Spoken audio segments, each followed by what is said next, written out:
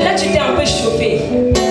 Mais la Bible dit, si tu es froid, il va te vomir. Si tu es tiède, il va te vomir. C'est simplement quand tu es chaud qu'il sera avec toi. Amen. Moi, je vois que tu es tiède. Ou bien mi-tiède. Je ne sais pas.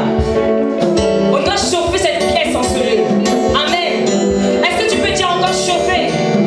Chauffer. Chauffer. Chauffer. Alléluia. On doit chauffer cette pièce. Alléluia. Nous allons encore chauffer cette pièce avec une chanson. Alléluia. Là où tu es, tu vas toujours continuer à nous accompagner dans nos chants. Amen. Mais bien aimé, il faut être attentif. Parce que si tu n'es pas chaud, lorsque les mariés vont rentrer, toi tu vas rater. Parce que tu n'étais pas chaud.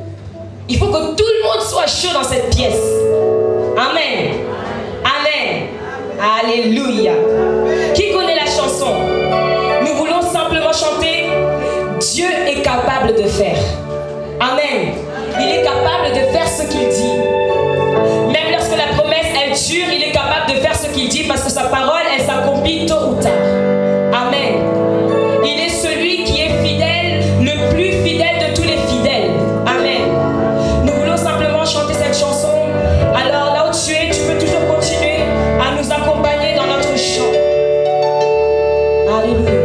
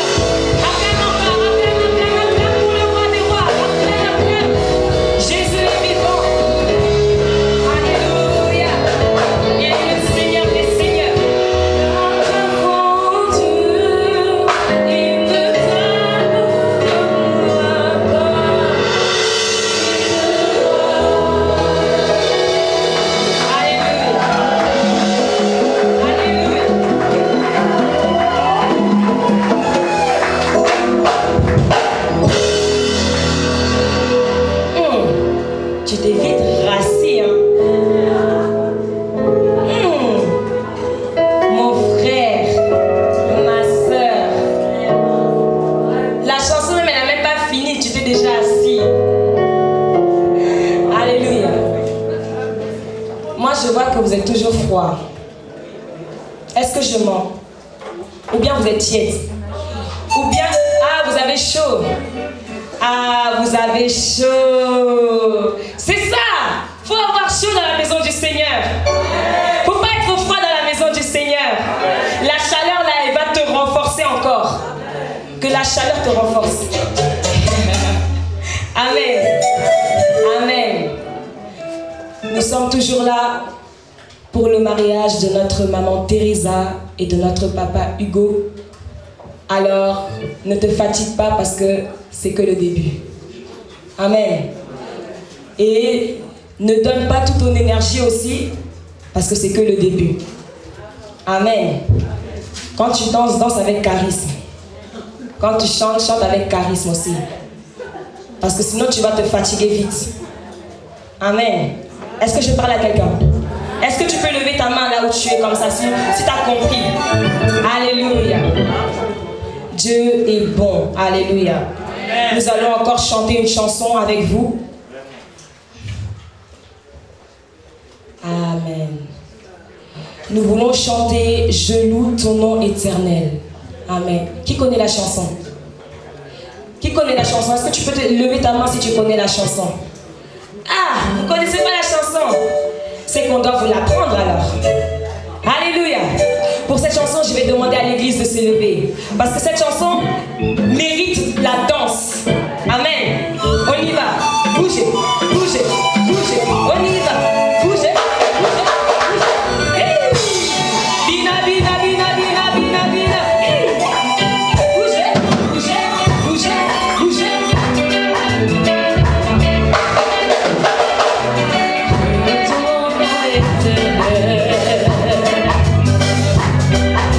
Seigneur, je célèbre.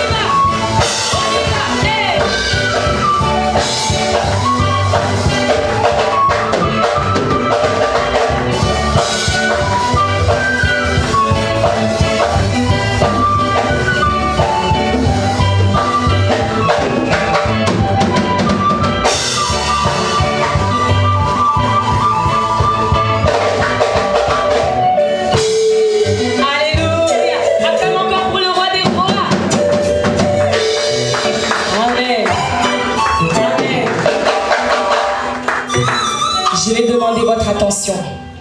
Amen. Amen. Oh non, j'avais dit qu'il faut être chaud pour les mariés. Amen. Amen. Alléluia. L'heure est arrivée. L'heure est venue. Il est temps. Amen. Il est temps. Vous savez, aujourd'hui, nous sommes venus pour célébrer l'amour. L'amour, c'est un sentiment très, très, très fort. Amen. L'amour, c'est un sentiment très fort. L'amour est un sentiment vif. C'est un sentiment, en fait, où une personne est capable de laisser tout ce qu'elle a pour l'autre personne. Parce que tu l'aimes. Na lingala balobaka bolingo. Amen. En lingala on dit bolingo. En anglais on dit love. Amen. En portugais on dit comment les portugais? Amor. Ou amor. Ou amor. Amen. Ce mot-là, c'est un mot très très très très fort. Aujourd'hui, notre papa Hugo et notre maman Teresa veulent célébrer leur amour, leur love. Amen. Et ils ne veulent pas le célébrer devant n'importe qui, mais devant l'église. Car ils veulent honorer le Seigneur. Est-ce que je peux avoir votre attention, s'il vous plaît? Est-ce que vous êtes là? Est-ce que vous êtes là? Est-ce que vous êtes là? Amen. Est-ce que quelqu'un peut dire bolingo? Quelqu'un peut dire amour? Est-ce que quelqu'un peut dire love? Amen. C'est ce qu'on est venu célébrer aujourd'hui. Mais on n'est pas venu le célébrer n'importe où. On est venu le célébrer dans la maison du Seigneur. Car le mariage doit être honoré de tous. Ils ont fait leur mariage dans la famille. Il est temps maintenant que le Seigneur aussi puisse bénir leur mariage. Amen. Voilà. Donc, je vais demander à l'église, est-ce qu'on peut se lever? Est-ce que tu peux te lever là où tu es? Accueillir les mariés. Alors, je vais dire encore 3, 2, 1. Et nous allons accueillir les mariés. Le roi de la journée va faire son entrée. Amen. Le petit roi, n'oublions pas, c'est Dieu le roi des rois. Le petit roi de la journée. Amen. Dans 3, 2, 1.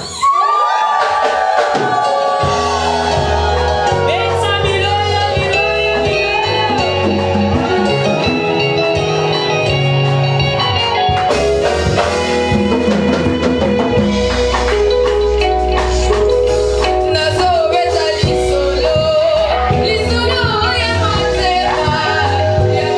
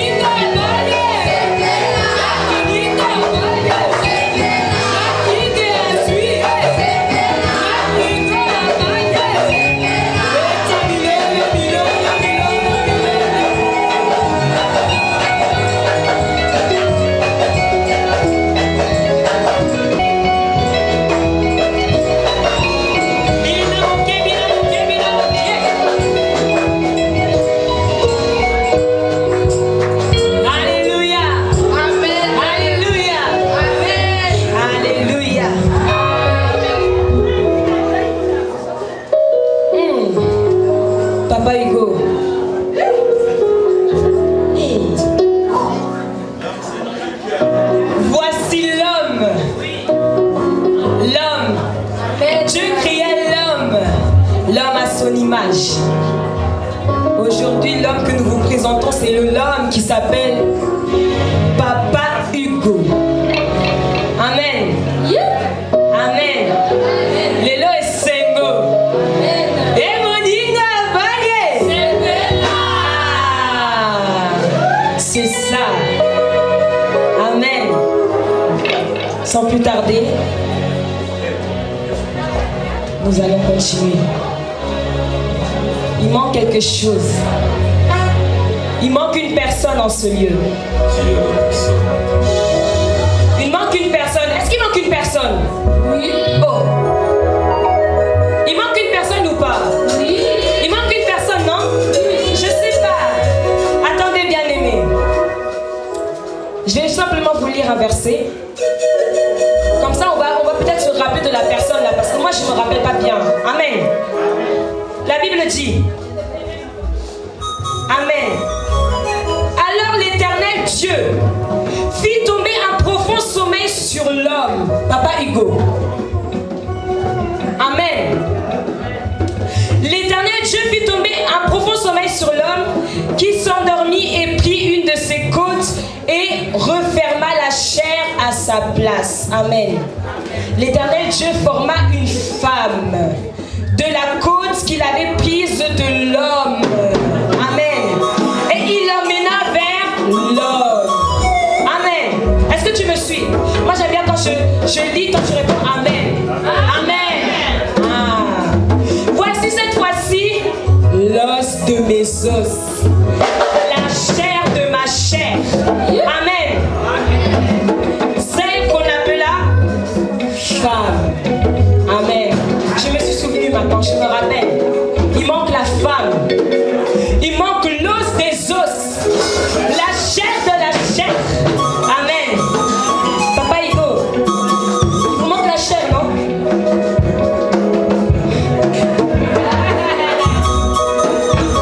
Amen. Nous allons faire appel à la perle rare. Nous allons faire appel à la perle rare. Amen. Nous allons toujours continuer avec notre exercice que je vous ai appris tout à l'heure. Est-ce que vous avez oublié? Non. D'accord. Quand je dis 3, 2, 1, vous allez pousser les cris de joie pour notre maman Teresa, la chair de Papa Hugo. Amen. Amen. Amen. 3, 2, 1. On recommence. Soyez attentifs. 3, 2, 1. Beta Milala, Milala, Milala, Milala.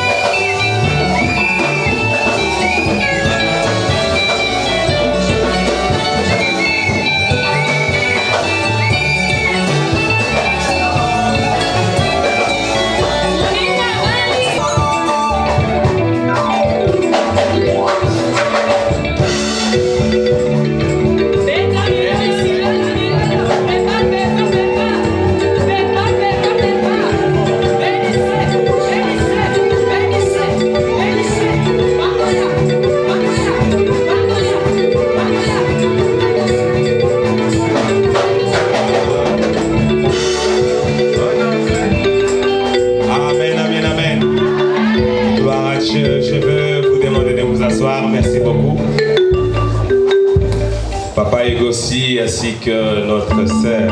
Waouh, quelle beauté. Que Dieu soit loué. Amen. Asseyez-vous.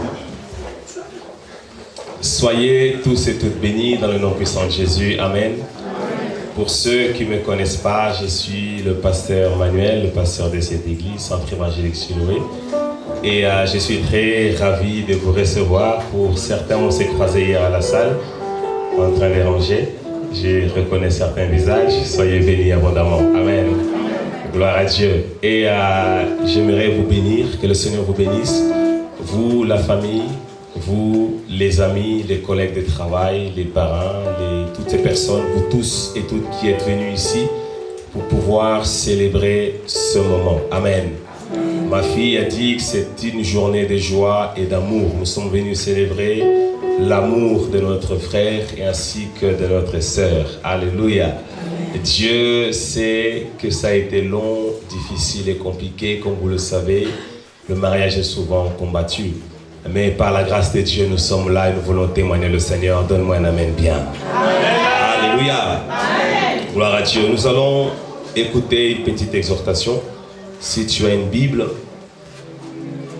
tu vas l'ouvrir dans le livre de la Genèse, chapitre 2, au verset 15. Merci la chorale, si vous pouvez disposer. Ou alors si tu as une tablette, un téléphone, tu peux aussi ouvrir ta Bible. Genèse chapitre 2 au verset 15. Genèse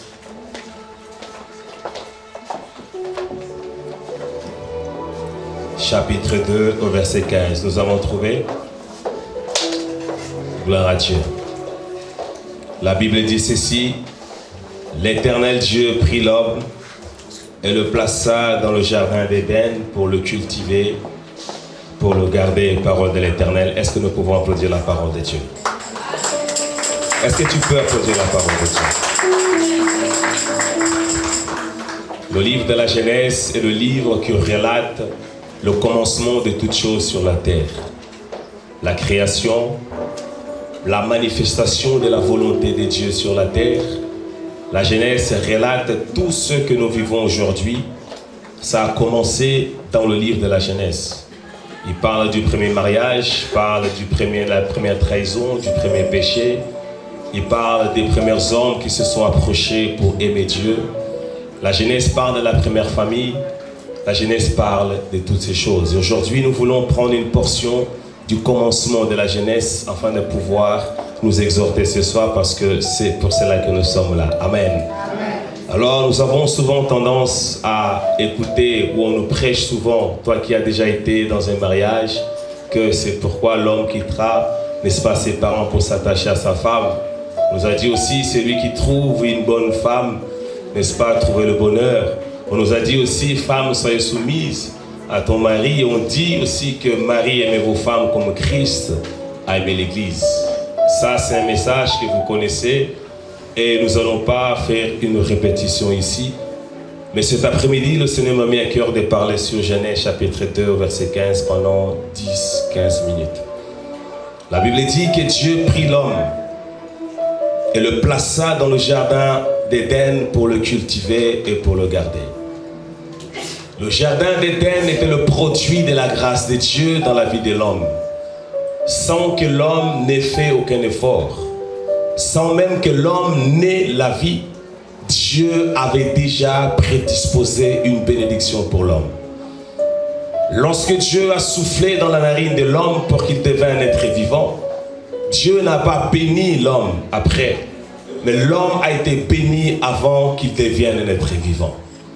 Donc, la bénédiction de Dieu sur la vie d'Adam et Ève était le produit de la grâce de Dieu, puisqu'il n'ont fourni aucun effort. Même pas une prière, même pas un jeûne, même pas une supplication, même pas une action de grâce. Avant leur arrivée, la bénédiction était disposée. Ils sont arrivés dans la bénédiction de Dieu. Alléluia. Amen. Mais ce qui est important ici, que nous devons comprendre ceci. Ce que nous avons, nous l'avons par la grâce de Dieu. Mais pour maintenir ce que Dieu nous donne par la grâce, nous devons travailler. Dieu peut te donner quelque chose. Mais si tu ne sais pas garder, préserver ce que Dieu te donne, tu finis par le perdre. Raison par laquelle Adam a perdu le jardin. Raison par laquelle Ève aussi a perdu le jardin. Mais autrefois, le jardin était une bénédiction que Dieu leur avait donnée. Ainsi, celui qui ne sait pas travailler pour préserver la grâce de Dieu sur lui finit par le perdre. Quand même la volonté parfaite de Dieu initiale, c'était que tu rentres dans cette possession. Aujourd'hui, Papa Hugues ainsi que Maman Teresa, le message que j'ai de la part de Dieu pour vous, mais aussi pour tous ceux qui sont ici, mariés, futurs mariés, fiancés, célibataires, c'est ceci. Nous devons cultiver. Cultiver, ça veut dire quoi? Ça veut dire travailler la terre pour permettre à la terre de donner le meilleur de soi. C'est ça, cultiver. Lorsque tu cultives la terre, tu l'amènes à un autre niveau de performance.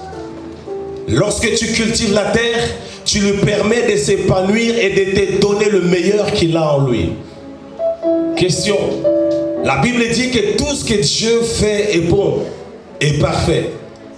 Comment Dieu peut donner quelque chose de bon et parfait à un homme et dit encore à ce même homme qu'il doit travailler pour le rendre encore parfait? Autrement dit, Dieu dépose dans notre main une bénédiction parfaite. Mais cette perfection de la bénédiction de Dieu, Maman Teresa et Papa Hugues, n'est pas la limite ou le plafond de la perfection de ce que Dieu vous a donné. Cela veut dire qu'il y a un travail que chacun d'entre nous, nous devons faire afin d'amener à un autre niveau de qualité ce que Dieu nous a donné. Quelqu'un dit Amen. Amen. Un mariage qui n'est pas cultivé finit par mourir. Comme une terre qui n'est pas labourée, qui n'est pas travaillée au quotidien, finit aussi par faire pousser des épines et de devenir sèche. Ainsi, la sécheresse est le plus grand fléau des mariages qui ne sont pas cultivés. Aujourd'hui, vous êtes beau, vous êtes belle. Vraiment, vous êtes très beau et très belle, maman fille, tu es belle. Que Dieu te bénisse ainsi que mon fils aussi, vraiment, il écrase. Alléluia. Mais cependant, cette beauté que nous avons aujourd'hui mérite d'être entretenue pour que cela demeure à ce niveau ou alors pour que cela monte à un autre niveau. Un mariage qui n'est pas entretenu, c'est un mariage qui attire des problèmes et qui ouvre des portes à des problèmes.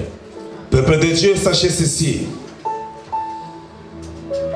Dans la pensée de Dieu, ce n'était pas que Dieu chaque jour allait venir s'occuper d'Adam et Ève, non. Dieu dit, j'ai mis entre tes mains et en toi tu as la capacité de rendre meilleur ce que je te donne. Maman Teresa, Papa Hugues, la qualité d'un couple, la qualité de la vie maritale ne dépend pas simplement de la vie de prière. La qualité de la vie maritale à la maison ne dépend pas simplement de la communication, ne dépend pas simplement des sorties que nous avons. La qualité de votre couple ne dépendra pas simplement de la télé, mais dépendra d'un travail en collaboration que vous allez devoir mettre en place afin que votre couple et votre vie soient une vitrine pour les autres. Le travail, le fait de cultiver votre couple vous permet d'être une vitrine pour ceux qui ne sont pas encore mariés et votre vie doit donner goût aux autres qui ne sont pas mariés de se marier. Comment? Je dois être une bonne femme, un bon homme. Comment? Je dois travailler de sorte que le célibat doit être épanoui de mon couple et de ma maison. Parce que plusieurs sont mariés mais vivent comme des célibataires. Et ainsi, ça attire beaucoup de problèmes dans la maison. Est-ce que tu bâtis et tu travailles à perfectionner ta relation? Aujourd'hui, c'est aujourd'hui, tout va bien. Nous tous, on est là pour vous. Mais après demain soir, après la salle, tous ceux qui sont là, 90% rentreront chez lui. Maintenant, total abino. Maintenant, on va vous voir. Amen. C'est pourquoi la relation que vous avez aujourd'hui ne doit pas dépendre des gens. Parce que les gens viennent et vont. Les gens viennent, s'approchent de nous, se collent et se lient à nous. Mais aussi, ces mêmes gens partent aussi. Si ta relation dépend du frère ou de la sœur, de l'ami ou de l'ami qui est à côté de toi ou à côté de vous, sachez que le jour où il partira, ta relation partira avec. La vie maritale, c'est entre toi et ta femme, entre ta femme et ton mari. Quelqu'un dit Amen. Amen. Mais aussi, cultiver la vie de couple, c'est être capable de détecter lorsque ma femme ne sourit plus. Cultiver la vie de couple, la vie maritale, Papa Hugues, c'est être capable de détecter lorsque ma femme, ça fait longtemps que je ne la vois plus sourire. Pourquoi? Bien souvent, nous sommes à l'aise dans la vie, dans le mariage, mais notre femme est déjà mal à l'aise depuis longtemps. Ça fait longtemps qu'elle ne sourit plus. Bien souvent, nous sommes à l'aise dans notre mariage, mais ça fait longtemps que le mari n'est plus heureux. Ça fait longtemps que le mari ne dort plus, en dépression. Lorsqu'il pleure, tu ne te rends même pas compte parce que nous sommes discrets dans des différentes choses. Sachez qu'à partir d'aujourd'hui, ta priorité, Maman Thérèse, c'est Papa Hugues. Au-delà de Dieu. Papa Hugues, ta priorité, c'est ta femme. Au-delà de Dieu. Quelqu'un dit Amen. Amen. Parce que si tu fais de ton conjoint, de ta conjointe, de ta priorité, tu sauras être sensible pour détecter le moindre mouvement, des changements des paramètres qui est dans sa vie. Le problème, c'est que nous sommes sourds et aveugles et nous laissons le mal pénétrer dans notre couple et lorsque nous nous rendons compte, c'est déjà trop tard. Pour cultiver, cela devient beaucoup plus difficile. Il faut redoubler d'efforts. Il faut fournir beaucoup plus d'efforts. Et parfois, nous n'avons pas cet effort-là. Et qu'est-ce qui se passe? On commence à parler de divorce, Papa Hugues et Maman Teresa. Alléluia. Alors, tu peux être un homme meilleur pour ta femme. Tu peux être une femme meilleure pour ton mari. Lorsque tu sais faire de lui ta priorité et lorsque tu sais faire d'elle ta priorité, vous verrez que votre vie ira de l'avant. Et j'aimerais dire encore, si tu n'es pas prêt au sacrifice, tu dois renoncer au mariage.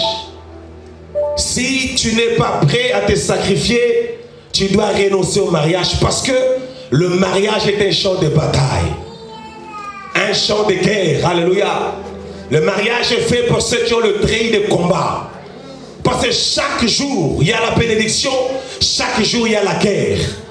Parfois, tu reçois la bénédiction, mais pour la maintenir, tu dois te battre. Tu dois te battre. Le sacrifice est de rigueur, mes enfants. Le sacrifice est de rigueur dans votre vie de couple. Tu dois te sacrifier pour que ta femme soit heureuse. Quels sont les sacrifices que tu fais pour ta femme? Papa Hugues, tu fais quoi pour ta femme? Je ne dis pas faire les choses normales, je dis sacrifice. Sacrifice, ça veut dire fournir un effort de ce que je ne pouvais le faire. Mais je le fais parce que je veux rechercher en moi une force supérieure à cause de l'amour que j'ai pour elle. Si tu aimes ta femme, tu sauras te surpasser. Même ce que tu ne sais pas faire, tu le feras. Si tu aimes ton mari, Maman Teresa, tu sauras aller au-delà de ta force. Si c'est à pied, tu iras à pied parce que Papa Hugues doit être heureux dans la vie, dans le mariage. Toi, ma soeur, mon père, ma mère, papa, couple, vous qui êtes là, est-ce que vous avez cultivé le sacrifice? Alléluia. Certains disent que parce qu'on a beaucoup de combats, donc c'était peut-être pas la volonté de Dieu. D'autres disent parce que non, on a décidé trop tôt. Non. Ce qui est de Dieu combattu aussi. Paul dit dans Éphésiens chapitre 6, tu dois t'habiller. Alléluia. Parce que le diable veut détruire ta maison. Il voudra détruire votre dimension. Que leur relation prenne une nouvelle dimension. Que leur amour prenne une nouvelle dimension. Que que leur intimité prenne une nouvelle dimension. Je prie que leur projet prenne une nouvelle dimension. Dans le nom puissant de Jésus. Personne n'arrêtera ce mariage. Je déclare en tant que le père de leur maison père. En tant que le père, leur père dans la foi, Seigneur. Et je dis ceci, que personne n'arrêtera ce mariage. Ceux qui essaieront la nuit, Père, seront confondus. Ceux qui essaieront la journée seront confondus. Dans le nom puissant de Jésus, les combats seront terrassés et les ennemis seront terrassés. Toute porte qui était fermée est brisée et ouverte dans le nom puissant de Jésus. Je vous bénis. Soyez féconds. Multipliez-vous. Remplissez la terre. Assujettissez-la. Et dominez au nom de Jésus. Amen. Je vous commande de dominer. Je vous commande de prendre autorité. Je vous commande de posséder dans le nom puissant de Jésus. Que le Saint-Esprit soit la force de votre couple. Que le Saint-Esprit soit la base de votre couple. Que le Saint-Esprit soit le centre de votre mariage. Qu'il soit la fondation de votre mariage dans le nom puissant de Jésus. Aucun lien de famille n'a plus un effet sur vous. Amen. Parce que vous avez quitté la maison du Père et la maison de la mère pour s'attacher à votre conjoint. Je déclare que le seul lien qui vous lie, c'est le lien par le sang de Christ qui a été versé à Golgotha. Amen. Tout ce qui est de la famille dès à présent n'a plus aucun effet sur vous. Mais vous... Il reste encore une année.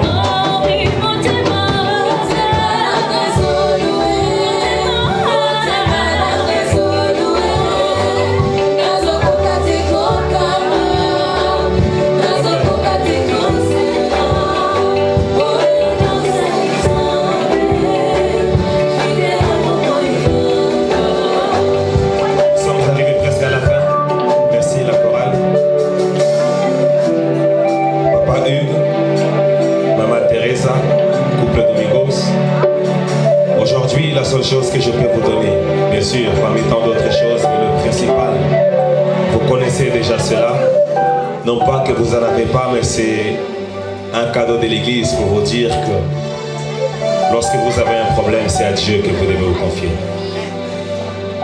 La première personne que vous devez consulter, ce n'est jamais un homme, c'est Dieu.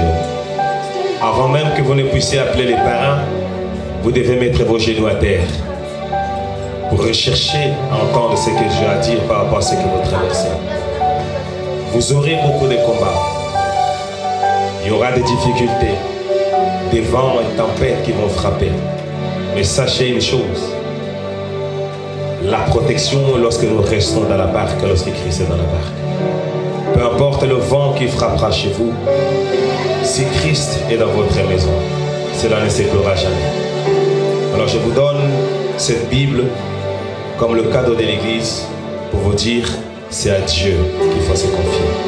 Maman Teresa, quand ça n'ira pas, c'est là qu'il faut pleurer. Papa, c'est là qu'il faut pleurer. Amen. Que Dieu vous bénisse. Prenez-la tous les deux ensemble. Est-ce qu'on peut applaudir? Est-ce qu'on peut applaudir? Gloire à Dieu. Vous pouvez rajouter le certificat. Gloire à Dieu, gloire à Dieu. Amen. Que le Seigneur bénisse. Vous pouvez descendre.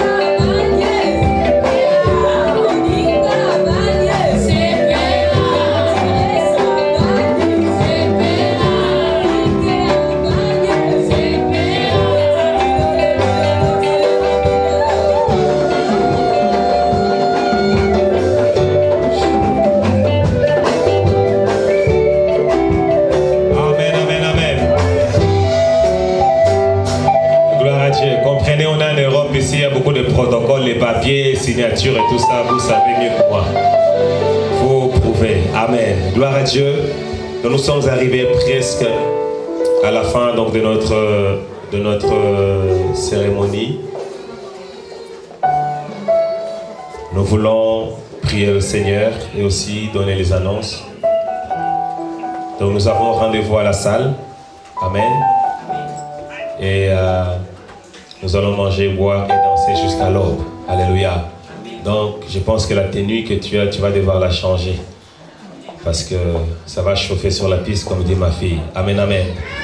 Alors, préparez-vous. Nous allons suivre les mariés qui iront aussi prendre des photos aussi. Et il y a un cortège certainement qui est prévu. Et juste après la prière de clôture, donc vous pouvez venir en famille ici, prendre des photos. Ils vont se mettre ici, tous ceux qui voudront prendre des photos, il y a des caméramans. Vous pouvez, les photos d'Edith et les photos de l'église. Et après, il y a encore d'autres photos, il fait beau, je pense. Donc pour aller dans les jardins. Ok? Alors nous allons nous élever, nous allons prier le Seigneur.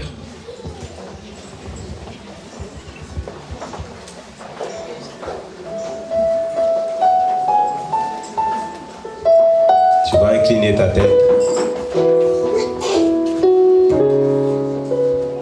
Ce que je vais dire ici, ce n'est peut-être pas forcément pour les mariés seulement, mais peut-être aussi que tu as besoin dans ton couple, chez toi. Tu n'es pas en paix dans ton couple. Tu vis comme ça, bongo, bongo. Tu as besoin d'entendre cette prière. Rien n'est impossible à Dieu. Dieu est capable de restaurer n'importe quelle situation que tu traverses, ma soeur, mon frère. Peu importe la durée, Dieu est capable de le changer. Aie confiance en Dieu. Prie Dieu. Mets tes genoux à terre. Soumets-toi à Dieu. Dieu est capable de changer ta situation. Je prie au nom puissant de Jésus.